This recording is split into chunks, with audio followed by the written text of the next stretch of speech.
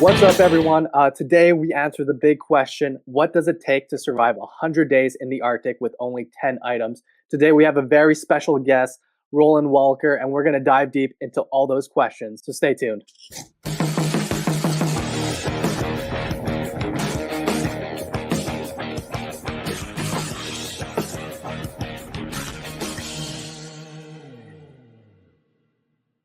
So guys, if you're coming here for the first time, my name is Dr. Tan from the Survival Doctors, and today we are talking about survival in extreme cold weather and some of the medical conditions revolving around that. And to host this very amazing survivalist, we have Roland Welker. Roland, welcome to the show. How's it going? Hey, thanks, Doc. Yeah, you're talking 100-day survival. I'm the man. Hell yeah, hell yeah. So at the beginning of every show, we really want to know our special guest. Can you tell us who you are and what you're all about? Yeah. As most should know, Roland Welker here, 100-day king, alone season 7. I smashed the 100-day challenge in the Northwest Territories of Canada. We had to go out and exist with our 10 items and a closed list, totally living off the land. But this was just like the peak of my career. I've been prepping for this ever since I was probably 8 years old. I can vividly remember at 8 setting my first traps and going out and spending lengthy amount of time in the woods. And at that point, I knowed I had some kind of love for this lifestyle that I had to pursue. I wouldn't be happy doing nothing else. And at the same time, you're kind of, as a child, you don't know where you want to be in life or anything. And you have to just get the vision and go with it. There was a lot of self-determination going on at a very young age for me. Self-determination at a very young age is key for developing yourself into what you want to be successfully as an adult. Absolutely. And it's so amazing that you started so young, 8 years old. I can remember when I was 8, I had a godfather who is an outdoorsman, loved to travel, loved to be in the bush. And to kind of think about that experience in my own experience and to kind of see like you progress like exponentially over time. For me, it was I love being outdoors, but I never really grasped that like, hey, this is what I need to roll with. Like in my soul, like this is what I need to learn, to master, and to become like myself. Do you remember a particular time where it was just like almost like a light bulb that went off, something that you may have been doing, an event or something like that? There was a book that was really key. Now, when you're 8, you're still, I know I was headed that way at 8, but you got to advance a little bit to like the age of 11 or 12, and that's when I first read the book, written by A.B. Guthrie Jr. It's in American literature, The Big Sky. It was about the European westward expansion when we conquered this continent. And that particular era is the Beaver era, the 1830s, out in the Rocky Mountains. An epic era. A lot of people were kind of captivated by that, but it really grabbed me. And I always felt like that's when I should have been around. That's when I should have been at my peak.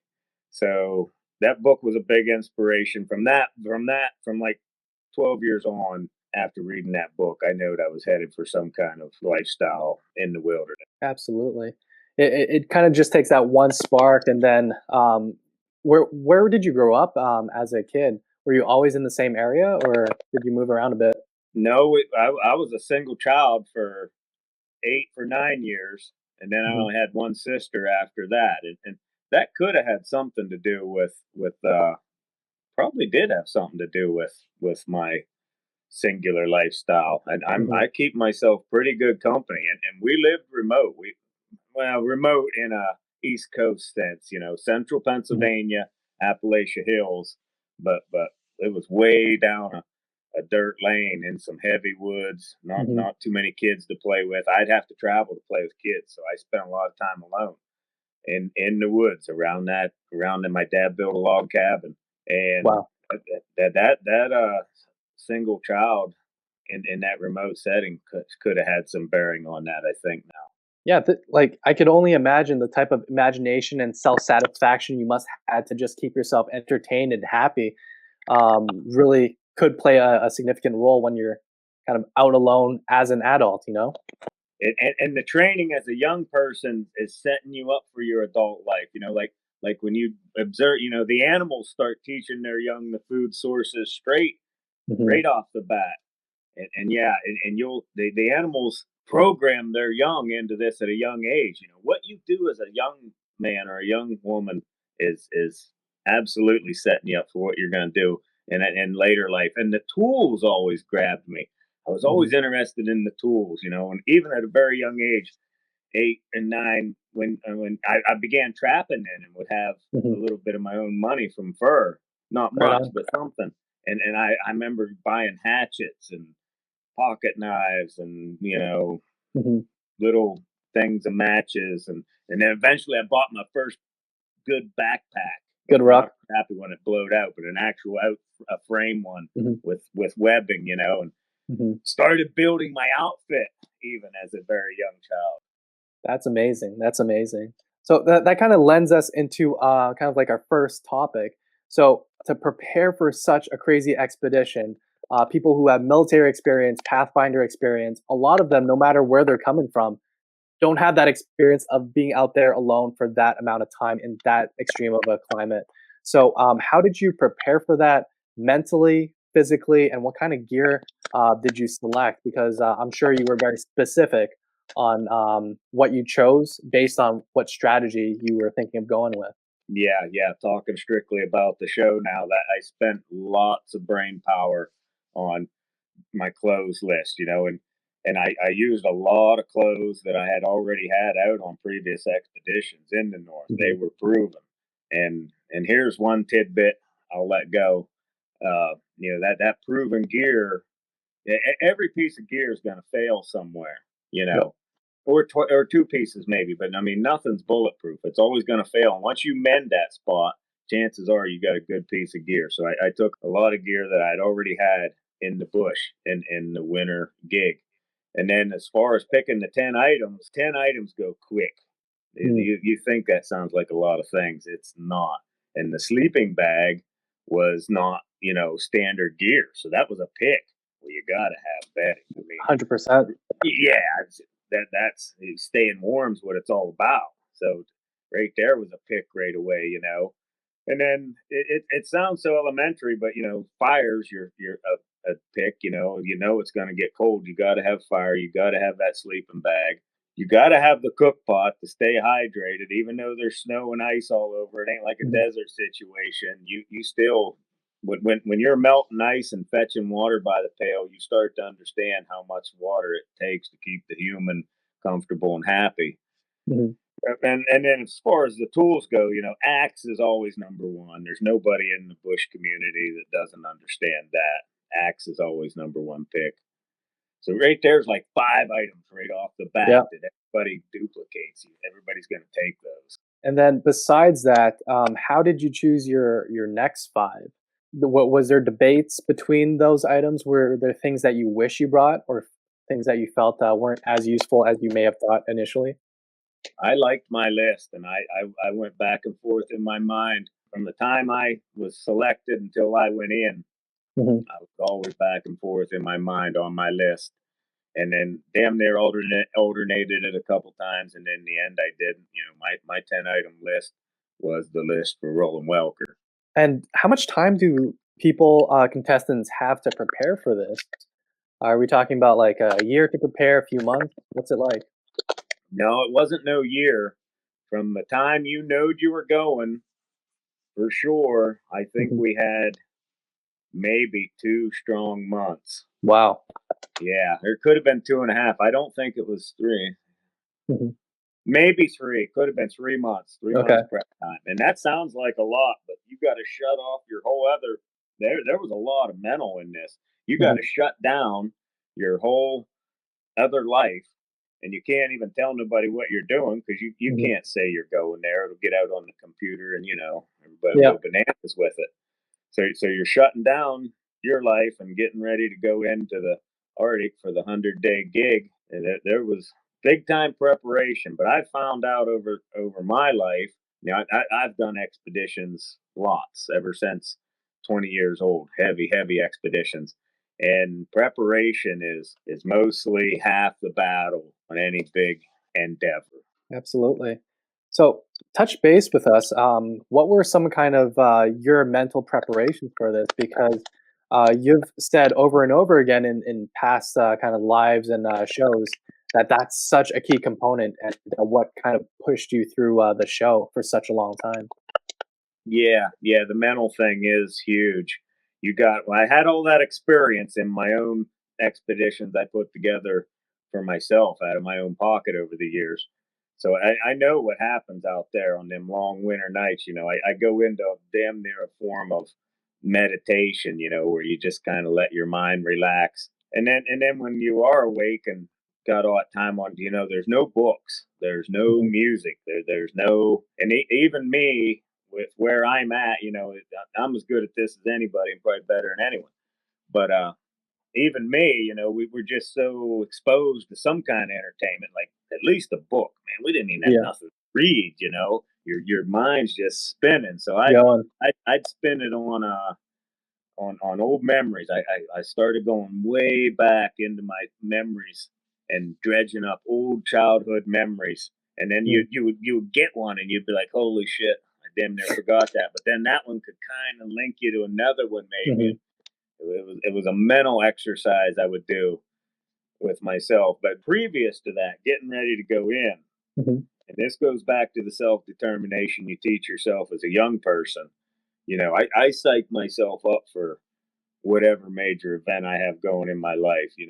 I mentally psych myself up for all that. You got to make it happen. Make it happen with the physical. You got to produce the physical too. mhm.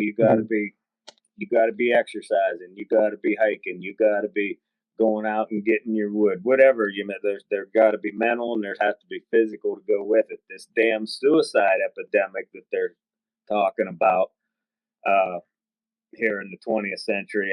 I don't Mhm. think anybody's moving around enough, is my personal opinion. If you're having Absolutely a not. down Yeah. day and you go get into something and you break Mhm, a sweat and you're breathing heavy, it mhm, just kind of flushes your system. I think, that there's impurities built up in our system and you got to get the blood pumping mhm. and flush that shit out of there. And all of a sudden things don't look so bad. Absolutely. And I think to add on that is after you do something, whether that's building a shelter, building pools with your own hands, it's like mini accomplishment after mini accomplishment. Like you after finishing 100 days in the Arctic, like the sky must be the limit now. But at the beginning when you're 8 years old, I'm sure it was just small steps to kind of get you to where you are, where you're like, yeah, I'm gonna win those 100 days, no doubt in my mind. And I think a lot of people, like you mentioned, don't have that kind of experiences to build them up like that. Yeah, yeah, yeah. You want to start setting little goals early in life and accomplishing them.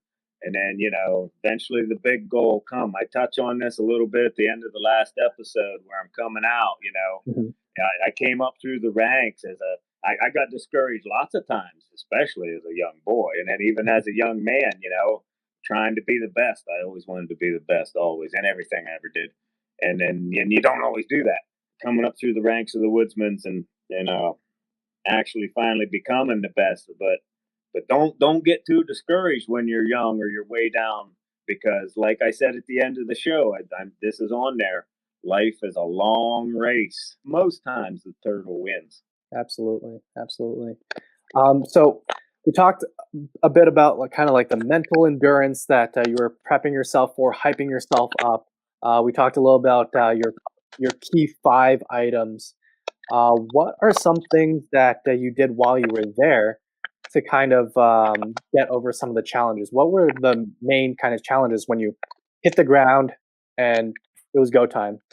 A good ethic has carried me my whole life. When I first hit the ground, I wanted to pick my shelter site, and I was going back and forth. There was 3 or 4 possibilities there. You got to make sure you pick the right one, and you're going back and forth on them. You visit them and maybe whack a bush there too and clear a little bit and like I don't know, maybe this ain't it, and you back off and go to another one. And I finally decided on the site that I did turn into Rock House. But what I'm getting at is indecision can mess you up too. After a while, you have to make a decision and then roll with it because there probably ain't no perfect scenario, Hmm. not only in the wilderness but in just in anybody's life in general. I always felt indecision was a handicap.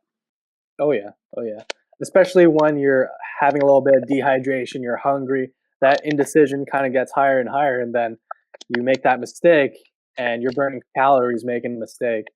I think it'd be really interesting for kind of our viewers to hear about the different selections of shelter types, because you did something incredibly impressive. Where the first time on Alone, you made actually a stone house, a rock house, that took a lot of muscle. It took a lot of work. What did that location look like, and what did your other two or three locations look like?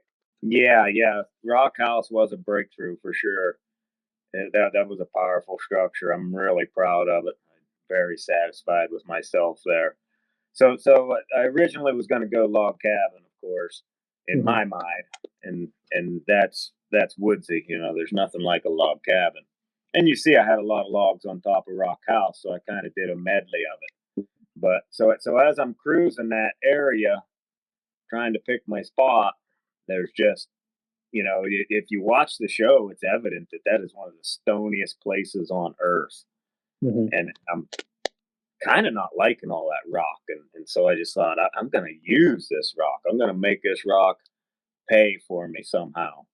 And then I came up with the rock house idea. Well, having the idea and bringing it to fruit is two different things. So Hmm. as I'm coming up with the walls on Rock House, it's getting bigger and now I'm so far invested in it calorie wise that it's like this is my gig. I got to finish Rock House. I Hmm. can't back off of it at this point. I probably lost 20 pounds the first week.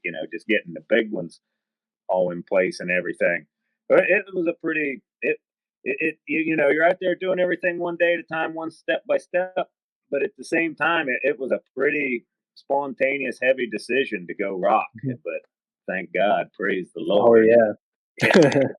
And so then when it's done, you Hmm. got something that you're really proud of, really satisfied in. As soon as Rock House was coming together, I was feeling really good. Catching a few fish, had Hmm. the berry production in full swing, Rock House going up. I was feeling pretty damn good even before the muskox.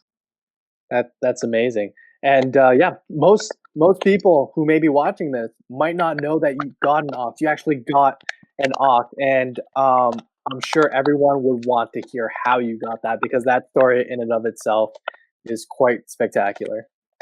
Well, again, sometimes you got to pump yourself up, to make yourself do things that you wouldn't normally do. So, that the whole chase story's pretty long, but that when I finally had that thing cornered, it was hit, but far from dead. I was only carrying two arrows. I got in the habit of just sliding two arrows in my hand with my bow, and that's what I took because I had my axe and my cameras, and man, you're just Hmm. carrying a lot of stuff. So I had both. That one arrow broke on a miss, and the other one sticking at him. And I'm sitting there on the side of the cliff mountain thing, and he's a long way from dead. I either had to camp out with him there all night, which is what I would have done, or the other alternative was, go clear back to Rock House and come back, and hell, he might not be there. Hmm. So I sat there and I'm like, I got to camp. I had no gear, other than I just had my bow and my cameras. So I got my knife on my hip and I get it out. I'm thinking I'm going to go in there and kill this thing right now. Thank God I got the cameras all in the right position. So Hmm. okay, I'm going to go in now. Here I'm getting myself ready. I'm like, yeah, I'm going to go in there and do this. Just going to do it. Just it was. I was probably shaking. You can tell in the footage that I'm just kind of wired out. But then you hit the so getting yourself mentally prepped, psyched to go do that is scarier than when you finally go. You know what I mean? Once Hmm. you're in motion, once I made that first tap, the first stab, and then he boiled up out of there. He looks all weak and down, but man, I knowed he would come up out of there. He came up out of there like a rodeo bull, and Hmm. swung around, tried to hook me. But I was already, when I hit, I didn't stop. And I just kept bailing out through the blowdown. Hmm. Then got up, and you can see the camera come back on him. He's facing me. I still get excited talking about it. It was better than cocaine. You can't do a drug, Oh yeah, to get you that that'll high. rev you up like that. Absolutely, it's amazing. And you were saying that it was 2 miles out. Is that right? Yeah, it was. Well, I didn't know exactly what it was, but I mean, it was every bit of 2 miles. Could even been just a touch more. Hmm. I'd say 2 miles all day long.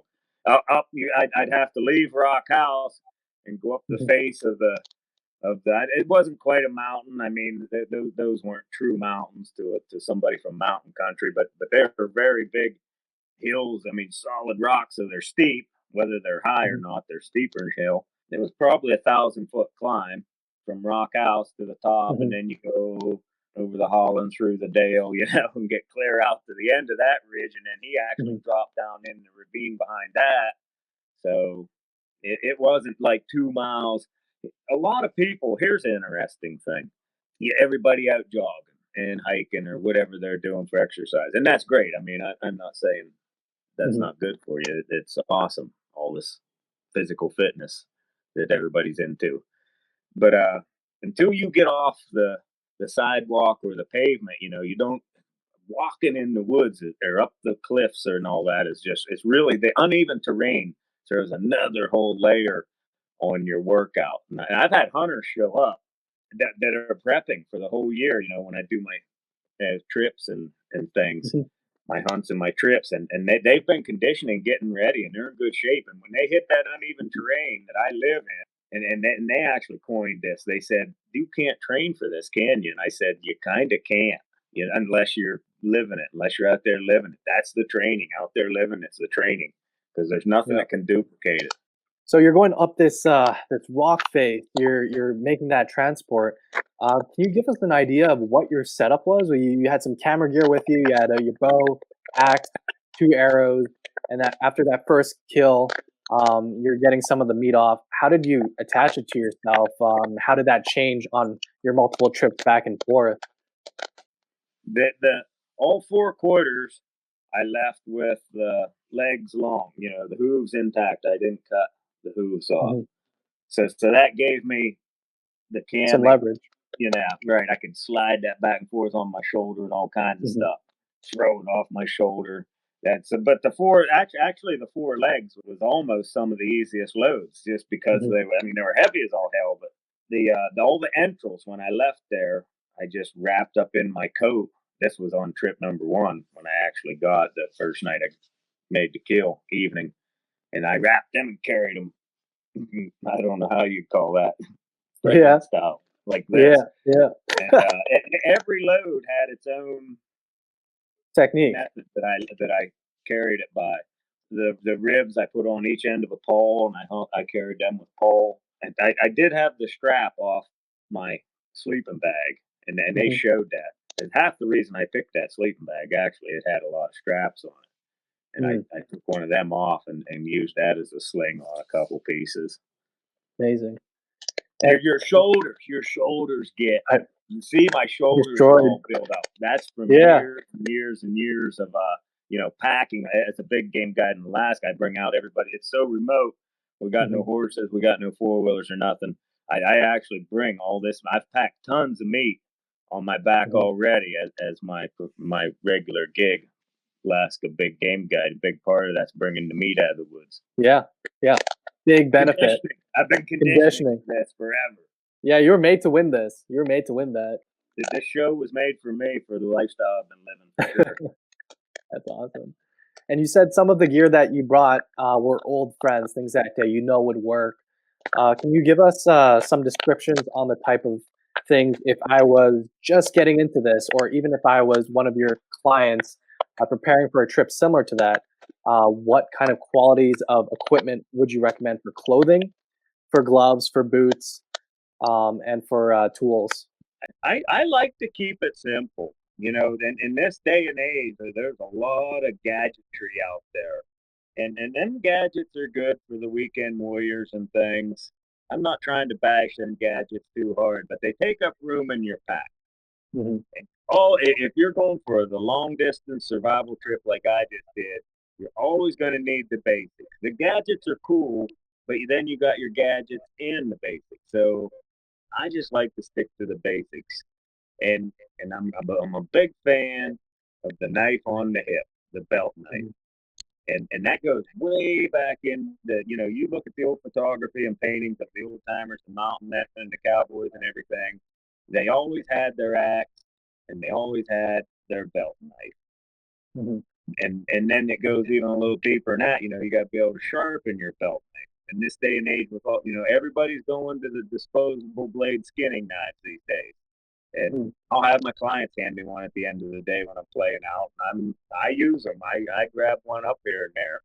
But I try not to lean toward that stuff so much because if you got the basics, you Hmm. got it. Everything else will take care of itself. I've had people. I'll give this one away too. I've had people tell me or ask me, what's the secret to survival? Well, there's been studies done and the books have been written. You know, 1, 2, 3, shelter, water, food, and with shelter kind of goes fire, and Hmm. and they're in that order. They're in that order, and you take care of that, and you got it. And but I mean, it goes deeper than that. Finding food's a hard one, but proven gear. I'll go back to proven gear. These people that come on my trips, I tell them break your boots in, get your pack bought, load it up, and use it. Try to break it. Try to break this shit, and then mend it where its weak point is. You know. But I mean, in this day and age, nobody takes the time to do it right. And I get it. I mean, that's just where we're at. If you're working, man, you're working Hmm. 50 weeks out of the year. There's a lot of people working 6 days a week, 49, 50 weeks out of the year. So there's just no time. Hmm. And they show up with brand new gear and we find its weak points on the trail. But I Oh most yeah. of it with my paracord or something. That's the worst thing to do. Test it out while you're out there. I know, but it seems like we're it's on, man. It's game on. I just need Hmm. to test it. I'm being sarcastic.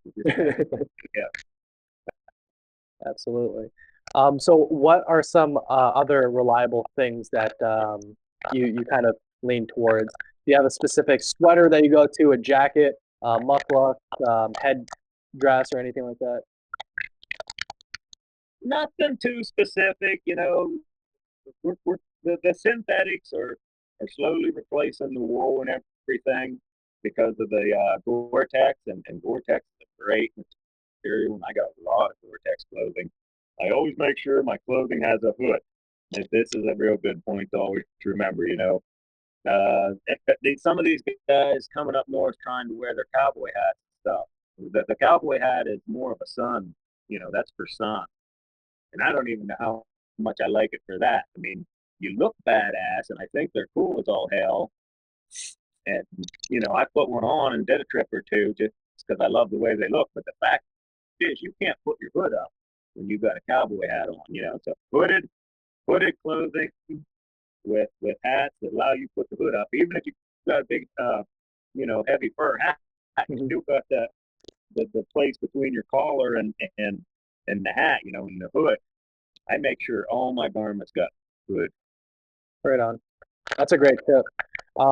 And do you also have hooded base layers as well? Yeah, yeah, right. You want to be layered. So, yeah, you want everything to fit under your big coat. So your inner layer is smaller than your middle layer, and then finally your outer layer is just this giant. You seen Callie's big coat, my big coat. Yeah, I absolutely. had to be that made for everything. Yeah. Where'd you get your coat? I know Callie had someone make it for her. My parka was just I think it's the Pacific Trail or something.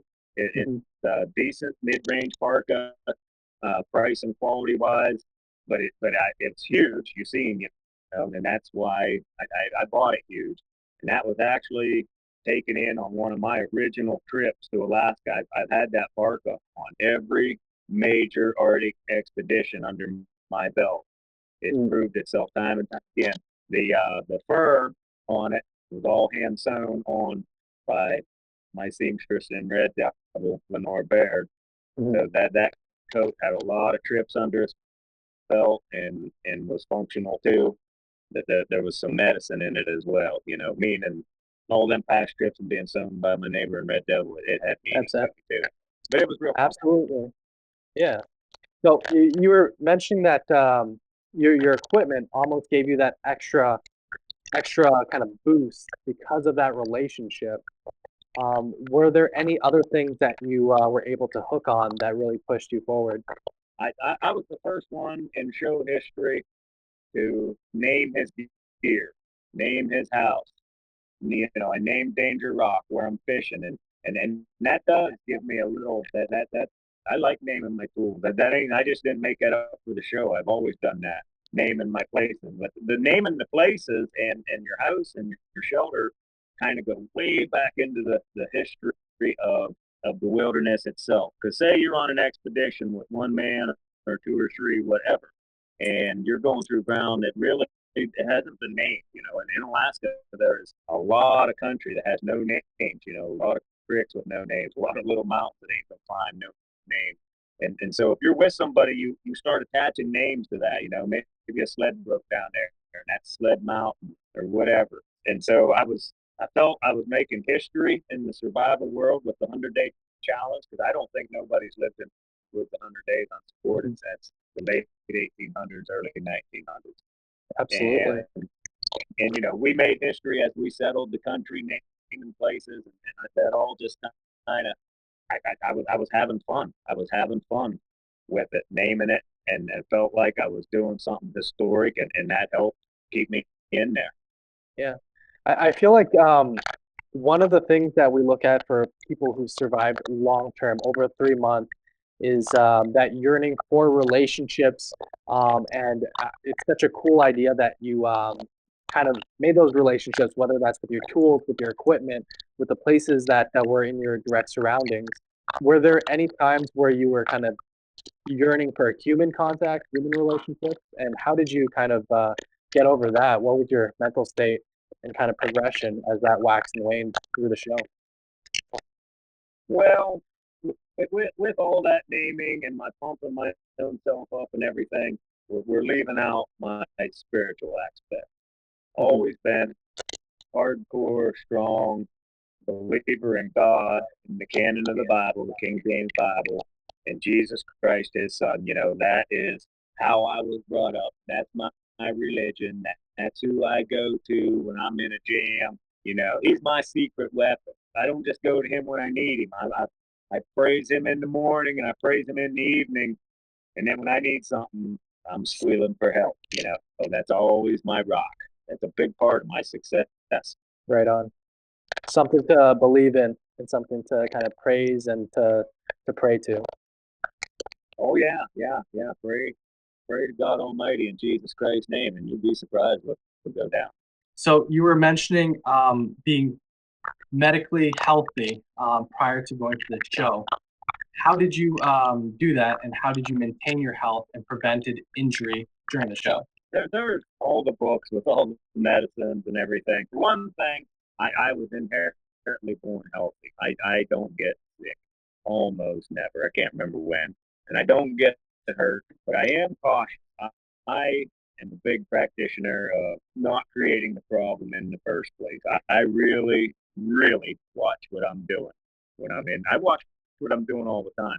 As a logger and a heavy equipment operator growing up, we were taught to work cautious because that's a dangerous, dangerous job. And then when I go remote, I ratchet it up a little bit more. Really watching where you're putting your feet, watching where you're swinging that damn axe. I've had a lot of people ask me for some axe tips. I give you a good, don't hit your feet. Caution is my secret. I just don't get to the point where I need help. And before we kind of wrap up, I do want to kind of see what you're up to nowadays, a year after the loan show, and also where you're going with your businesses. Yeah, thanks for asking. That's great. I am trying to go off on this. I'm still doing my big game hunts. You can get on my website and leave your contact information, mainly your phone number. If you want to go big game hunting, we have to talk on the phone. We can't just type some crap on the computer. We have to start talking. Also, on top of that, I'm wanting to go disappear for a year. I want to log a year's existence in the woods. Mm-hmm. It will be, it wouldn't be exactly 100% living off the land. We'll save that one for a survival challenge. But it would be cool to document a year taking yourself out of the rat race for a year.